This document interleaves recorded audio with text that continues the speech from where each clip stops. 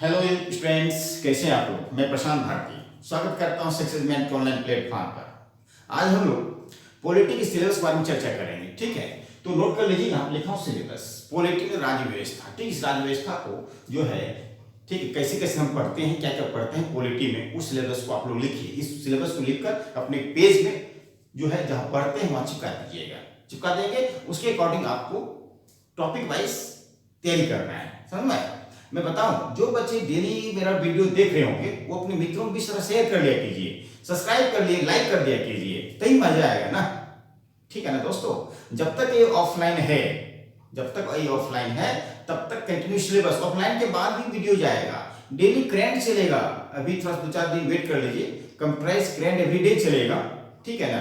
तो मैं आपको बता दूं कि without syllabus you can not selection in your any exam. आप किसी भी एग्जाम सिलेक्शन नहीं ले पाएंगे बिना सिलेबस का। इसलिए मेरा विचार हुआ कि सबसे पहले स्टूडेंट को सिलेबस लिखवाऊं। मैं 10 दिन से वीडियो बना रहा हूं कि विदाउट सिलेबस का ही पढ़ा रहा था।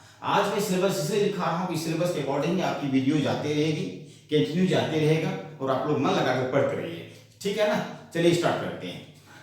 राज्य व्यवस्था जो पॉलिटी है, सबसे पहले याद रखिएगा, सरकार 2 प्रकार की होती है। नहीं, सामान्यतः सरकार 2 प्रकार की होती है। एक होती है केंद्र सरकार, एक होती है केंद्र सरकार, ठीक, एक होती है राज्य सरकार।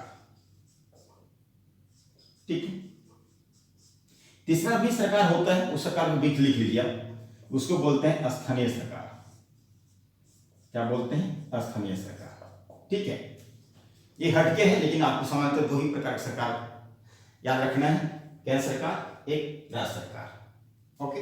अब आपको मैं बता दूं केंद्र सरकार में क्या क्या पढ़ते हैं, किस किस टॉपिक हम लोग चर्चा करेंगे या चर्चा करते हैं पूरे, जब तक सिलेक्शन की बात जब तक ना हो। तो केंद्र सरकार हम लोग पढ़ते हैं, जैसा आपको पता है, संसद के बारे में। ठीक है, संसद के कितने अंग होते हैं आप बताइए। आप बोलेंगे सर संसद के 3 अंग होते हैं। कौन कौन होते हैं? लोकसभा, और उसके बाद क्या होता है? राज्यसभा, उसके बाद क्या होता है? राष्ट्रपति। संसद तो पढ़ना ही है। इसी संसद में शून्यकाल होता है, आंतरिक प्रश्न होता है, तार्किक प्रश्न होते हैं, बहुत सारी बातें होती है। ठीक है, इस संसद में अलग से पढ़ाऊंगा, लेकिन ये पहला टॉपिक है। दूसरा टॉपिक ये, तीसरा टॉपिक ये। तो इस केंद्र सरकार में लोकसभा पढ़ेंगे, राज्यसभा पढ़ेंगे, राष्ट्रपति पढ़ेंगे। चौथा टॉपिक हो जाएगा प्रधानमंत्री। अब 5वां टॉपिक हो जाएगा आपका उपराष्ट्रपति, और 6ठा टॉपिक हो जाएगा सर्वोच्च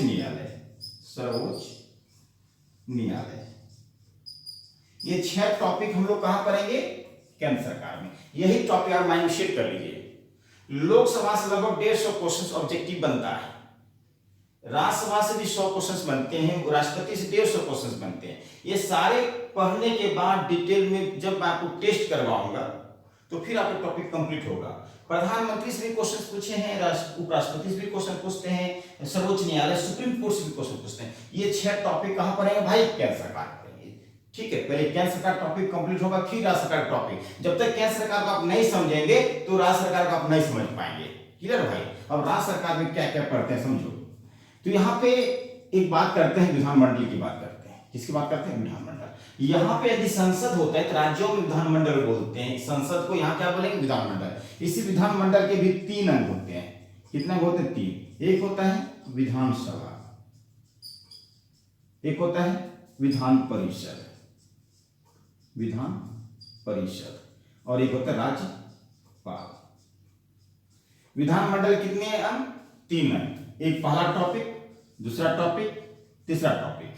विधानसभा, ठीक है, कई बार क्वेश्चन पूछ लेता है ना, किस विधानसभा में यह व्यवस्था की गई है कि हर धर्म के लोगों को राज्यपाल के द्वारा मनोनीत किया जाता है। ऐसा कौन सा विधानसभा है जहां महिलाओं के लिए 2 सीट आरक्षित है?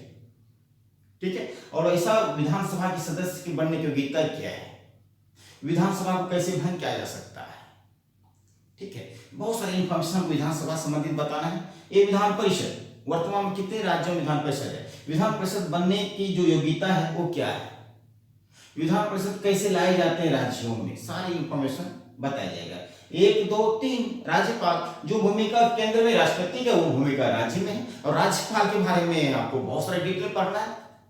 किस राज्य के राज्यपाल वर्तमान में कौन है, भारत की पहली महिला राज्यपाल कौन बनी, ठीक है, सबसे लंबे समय तक राज्यपाल कौन बने, राज्यपाल बनने की गीता क्या है, राज्यपाल का क्या अधिकार है, सारी इंफॉर्मेशन पढ़ेंगे कहां, राज्य सरकार। चौथा पॉइंट मुख्यमंत्री, मुख्यमंत्री। पांचवा पॉइंट उच्च न्यायालय, उच्च न्यायालय। ये 5 टॉपिक कहां पर है, राज्य सरकार। आइए स्थानीय सरकार पढ़िए।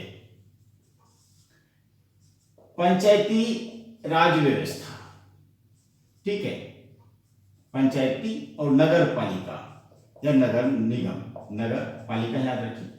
ये 2 स्थानीय सरकार हैं। जैसे भी पंचायत राज व्यवस्था का चुनाव हो रहा है, उत्तर प्रदेश में चुनाव हो चुका है कल कौन, ठीक है, काउंटिंग भी है। नगर पालिका बिहार में भी चुनाव, पंचायती राज व्यवस्था अभी भी पढ़ाऊंगा। पंचायती राज व्यवस्था कितने राज्यों में है, उनका क्या कार्य है, क्या है, कितने स्तरीय पंचायती राज व्यवस्था, ये सारी इंफॉर्मेशन आपको दिया जाएगा। याद है स्थानीय सरकार 2 पॉइंट टॉपिक को पढ़ना है, एक पंचायती राज व्यवस्था, दूसरा नगर पालिका। सिलेबस लिखा यही पढ़िएगा, इसके फालतू इसके अलावा नहीं पढ़ना है। उसके बाद लिखिए, एक होता है संवैधानिक ढांचा, क्या होता है, संवैधानिक ढांचा। पहला संवैधानिक ढांचे 5 टॉपिक पढ़े हैं। पहला अनुच्छेद, अनुच्छेद, दूसरा अनुसूची, तीसरा स्रोत, चौथा भाग, पांचवा संविधान संशोधन। बहुत इंपॉर्टेंट टॉपिक है, याद रखना इसका। ये 5 बहुत इंपॉर्टेंट। इसी 5 टॉपिक से जो है कोई भी एग्जाम दीजिए 2 से 3 प्रश्न रहता है 100%। ठीक, ये सब चीज जो याद करने वाला है, यहाँ टीचर की कोई भूमिका नहीं है। ये सब टॉपिक मैं डाल रहा हूँ, डेली डाल रहा हूँ। कभी अनुसूची पढ़ा दिया, कभी स्रोत पढ़ा दिया, कभी अनुच्छेद पढ़ा दिया। कल मैं संविधान संशोधन पढ़ाऊंगा, समझ में आया। ये 5 टॉपिक भी नोट करना है, इसको आपको पढ़ना है, याद करना है। ओके, उसके बाद लिखिएगा, एक होता है संवैधानिक संकल्पनाएं, संवैधानिक संकल्पनाएं। इसमें हम लोग पढ़ना है अनुच्छेद 1 से 4 तक। उसके बाद यहां पढ़ेंगे सिटीजनशिप, नागरिकता, यहां पढ़ना है। उसके बाद पढ़ेंगे मौलिक अधिकार, क्या पढ़ेंगे, मौलिक अधिकार। उसके बाद पढ़ेंगे राज्य के नीति निर्देशक तत्व, राज्य के नीति निर्देशक तत्व। और 5वां पढ़ेंगे मौलिक कर्तव्य, क्या पढ़ेंगे, मौलिक कर्तव्य। ये है आपका सिलेबस, क्लियर। ये सब देख, यही सब पढ़ना होता है, फालतू नहीं दिमाग लगाना है आपको, क्या क्या नहीं। ये यदि आप इतना टॉपिक कंप्लीट कर लिए ना तो सिलेक्शन पक्का, पॉलिटी से भी क्वेश्चन नहीं छूटेगा। यही सब पूछे जाते हैं। और बहुत सारे टीचर आपको इधर उधर घुमाएगा फिराएगा, जरूरत ही नहीं है। पॉलिटिक्स सिलेबस लिमिट है, ज्योग्राफी की सिलेबस लिमिट है, हिस्ट्री की टॉपिक सिलेबस लिमिट है। लिमिट में रहकर पढ़िए ना, 4 महीने के अंदर में खत्म जीएस, 4 महीने में खत्म, नहीं तो 40 साल भी खत्म, 40 साल में भी जीएस खत्म नहीं होगा, 40 साल लग जाएगा। Subject wise topic wise, subject wise topic wise, तभी जीएस आपका कंप्लीट होगा। ठीक, उसके अलावा बहुत सारी संस्थाएं हैं, ठीक है, बहुत सारी संस्थाएं हैं। चुनाव आयोग हो गया, ठीक है, उसके बाद जो है सीएजी कैट हो गया, उसके बाद छोटी छोटी संस्थाएं हैं, उसको भी मैं अलग से मैं आपको पढ़ाऊंगा। ठीक है, बस आज की वीडियो में इतना ही रहने देता हूँ आज की सिलेबस में। ठीक है, दोनों सिलेबस अपने कॉपी में लिख के, अपने पेज में लिख के चिपका दीजिएगा, ज्योग्राफी का और पॉलिटी। बस फिर मिलते हैं सिलेबस के साथ। Okay, thank you.